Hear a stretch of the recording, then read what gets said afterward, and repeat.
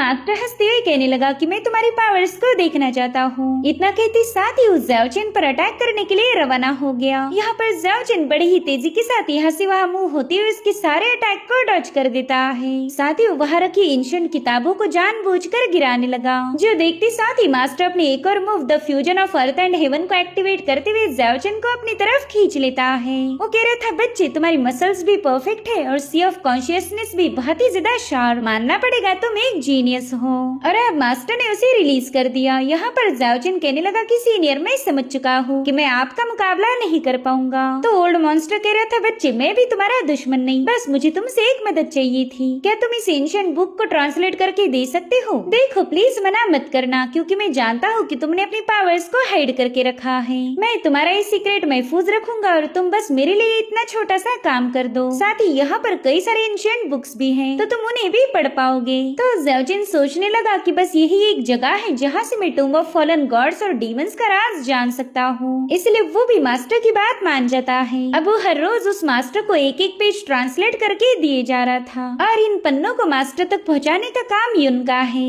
मगर उसे इन पन्नों में लिखी हुई कोई बात समझ नहीं आ रही थी। साथ ही ओल्ड मॉन्स्टर की मदद करने की वजह से ज़ाओचिन को बेसमेंट का एक्सेस भी मिल चुका है। इतना ही नहीं, यहाँ पर ओल्ड मॉन्स्टर उसे कई सारी बुक दे रहा था ताकि ज़ाओचिन और जल्दी स्ट्रॉन्ग बन पाए। वहीं दूसरी तरफ यून के कुछ अलग ही प्रॉब्लम्स थे। यून अपने फादर को बताना चाहती है कि वो लिनकॉन्ग के साथ शादी नहीं करेगी, लेकिन कोई उसकी बात सुनने के लिए तैयार नहीं था। इसलिए यून ने भी उन्हें धमकी दी कि अगर वो उसके साथ जबरदस्ती करेंगे तो वो पैलेस छोड़कर भाग जाएगी। दरअसल किंग डोंगफिंग को पता था कि लिनकॉन्ग काफी ज्यादा एरोगेंट और डोमिनेटिंग है, मगर वो बंदा यून के पीछे पागल था। सो अगर इन दोनों की शादी हो जाए तो लिनकॉन्ग की सीमा फैमिली भी रॉयल फैमिली के सपोर्ट में आ सकती है। यहाँ पर शिव भी नहीं चाहती थी कि उसकी सिस्टर की शादी लिनकॉन्ग से हो, मगर उसके फादर के खिलाफ जाना उसे भी गवारा नहीं।